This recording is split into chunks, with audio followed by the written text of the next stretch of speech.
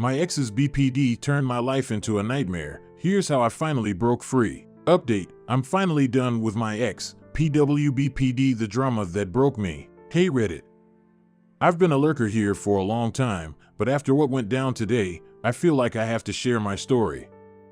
I need to get it out, not just for me, but for anyone else out there who might be walking through the same fire. Fair warning, this is going to be long, messy, and probably a bit dramatic, but then again, so was the relationship. How it all started: a roommate, a city, and a fatal attraction. 2 years ago, I packed up my life and moved to Los Angeles, chasing that cliché dream of starting fresh in a city that seemed larger than life. I was 23, still reeling from the heartbreak of my last relationship and trying to figure out who I was without someone else defining me. LA was overwhelming: bright lights, endless traffic, and an energy that felt both intoxicating and suffocating. I rented a tiny apartment in Koreatown, a space so small I could barely turn around without bumping into a wall or a piece of furniture. But it didn't matter. I was excited, and I thought I was ready for anything. Then I met her. Lila. She was my roommate, and from the moment she walked into the living room and flashed me a crooked smile, my world tilted. Lila wasn't just beautiful, she was alive in a way that made everyone else seem like shadows. She had this wild, unpredictable charm, the kind of energy that made you feel like every day with her would be an adventure. And it was. But there was something else, too, something darker, more chaotic, that I couldn't quite put my finger on. At the time, I thought it was mystery. I didn't realize it was a storm waiting to happen. At first, being around her felt like being in the eye of a hurricane. She had this way of drawing you in, making you feel like the most important person in the room. I remember the way she'd talk about her dreams, of writing poetry, of starting a nonprofit to help at-risk youth, of living a life that was bigger than the confines of the world we were stuck in. It was impossible not to get swept up in her vision. But there was always something beneath the surface, something I couldn't quite name. A tension, an instability that flickered in her eyes when she thought no one was looking. At the time, I thought I could handle it. I thought I could be her anchor. I was wrong. The turning point, her darkness, my naivety. About a year into living together, everything changed. It was an unremarkable Tuesday, one of those forgettable days where nothing seems to happen. I came home from work, tired and distracted, only to find the apartment swarming with paramedics. The sight of flashing red and blue lights outside our building immediately sent a jolt of panic through me. I pushed past the neighbors who had gathered to gawk, my heart pounding as I reached our apartment door.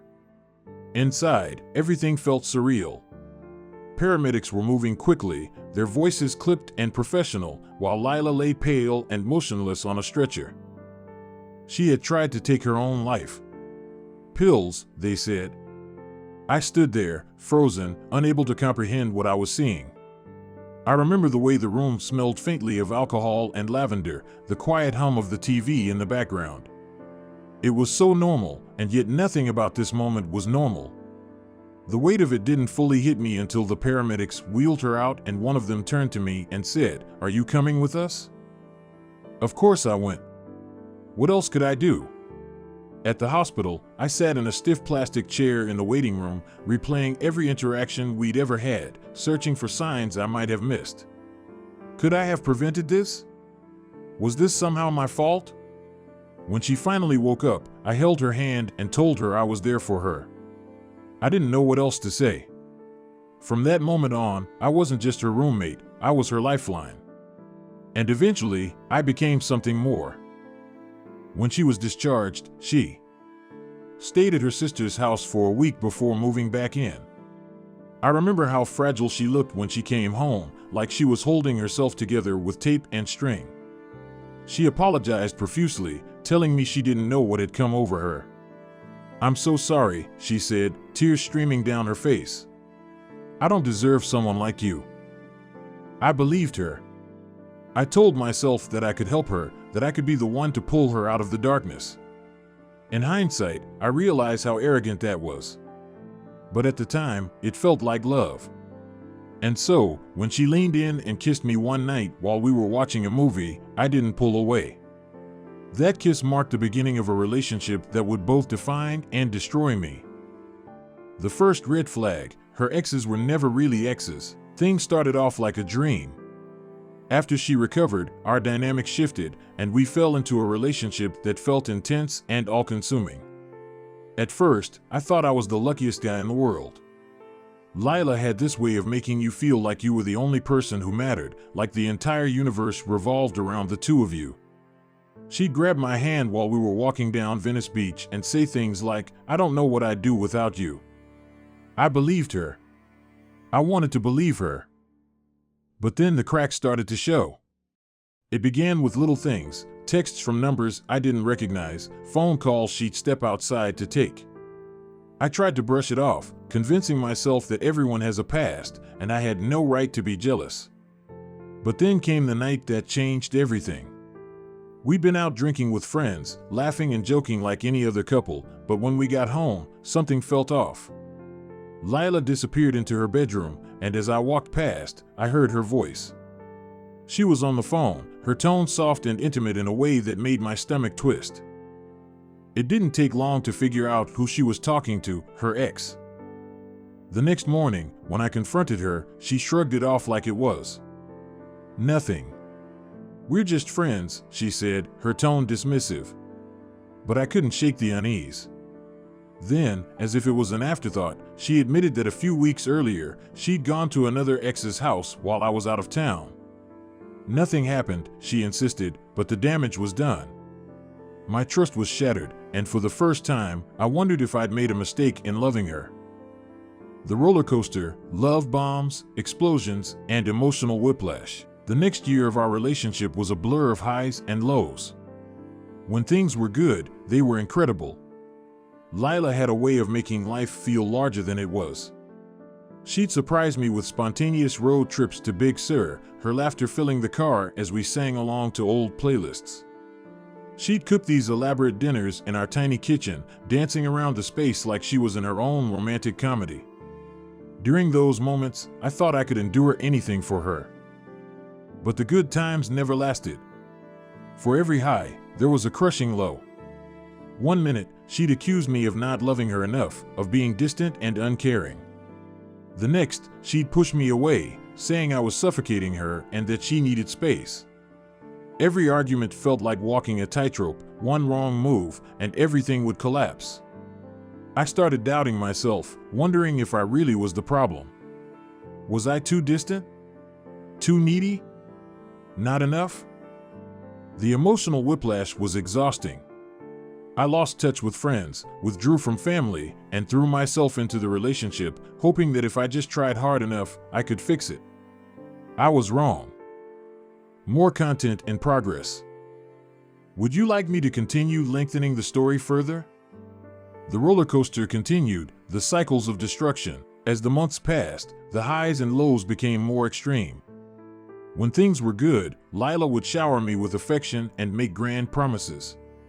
She'd talk about moving in together again, about traveling the world, about how she wanted to marry me someday. It was intoxicating. But those moments of bliss always felt fragile, like they could shatter at any moment. And they often did. The fights became more frequent, and they were always over things that seemed trivial in hindsight. One time, she accused me of looking at another girl too long while we were out at a coffee shop. Another time, she screamed at me for forgetting to text her back during my lunch break. These weren't normal arguments, they were explosive, filled with accusations and tears and threats to leave. And every time we fought, she'd find a way to twist the knife deeper. "I know you don't really love me," she'd say, her voice trembling with anger. "You're just waiting for an excuse to leave." I'd try to reassure her, but it was never enough. The goalposts kept moving. No matter what I did, I was always failing her in some way. And when she wasn't accusing me of not loving her, she was pushing me away entirely. She'd break up with me during fights, only to come back hours later, sobbing and apologizing, telling me she couldn't live without me. It was a constant cycle of breaking up and making up, and every time, it left me feeling more drained than the last.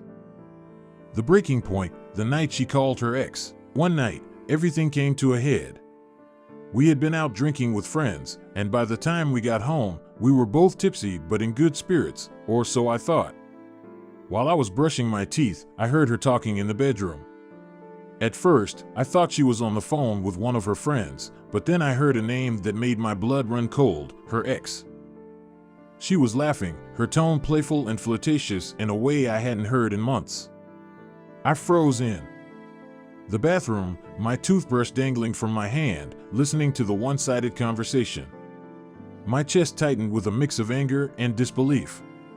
I wanted to storm into the room and demand an explanation, but instead, I stood there, paralyzed, unable to process what I was hearing. When I finally confronted her the next morning, she acted like it was no big deal. "We're just friends," she said, rolling her eyes at me. "You're overreacting." But it wasn't just that call. As the conversation unfolded, she let slip something else. She had recently gone to another ex's house while I was out of town. It was nothing, she insisted, but the damage was done. I felt like the ground had been ripped out from under me. How could I trust her after this? How could I believe anything she said? She didn't seem to understand why I was so upset. "You're being so dramatic," she said, brushing me off like I was a child throwing a tantrum. I didn't do anything wrong. I wanted to leave right then and there, but I didn't.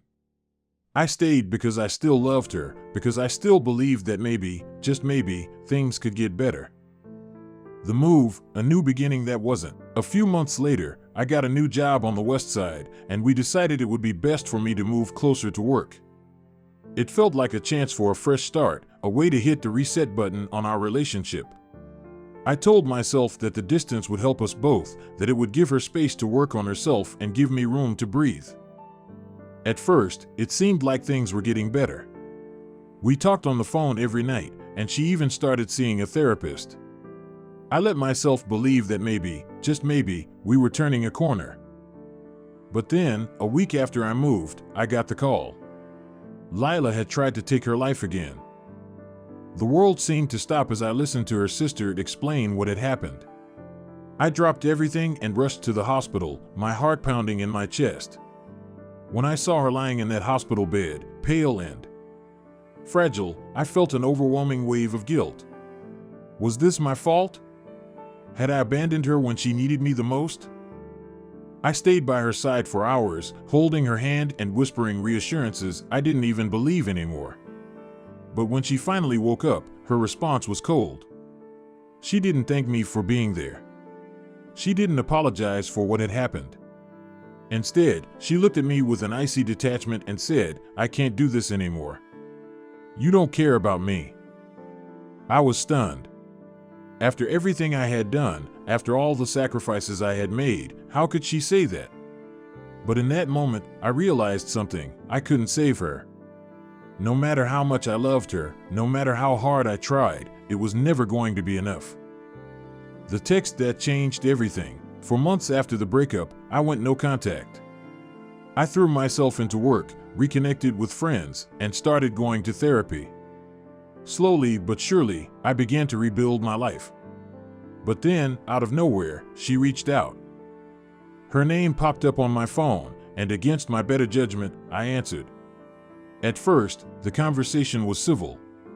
She told me she missed me, that she had been thinking about me, that she wanted to catch up. But it didn't take long for things to spiral. She accused me of abandoning her, of never really loving her, of being the reason she was so broken. "You're heartless," she spat. "You never cared about me. You're just like everyone else." I tried to defend myself, but it was like talking to a brick wall. Every word I said, she twisted into something ugly. And then she dropped the bomb, "When I kill myself, it'll be your fault." I felt like the air had been sucked out of the room. My hands shook as I stared at the screen, my mind racing with a mix of anger, guilt, and despair.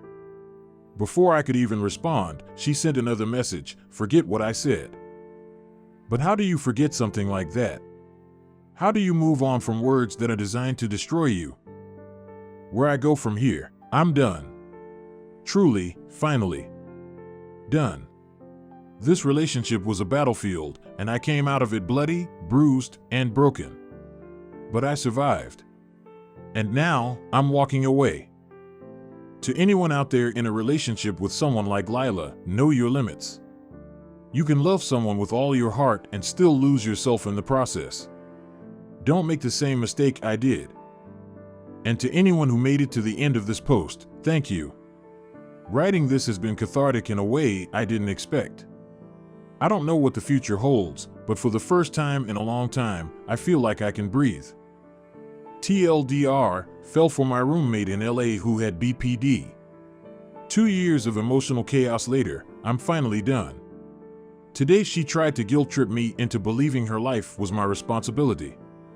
I'm heartbroken, but I'm walking away, for good this time.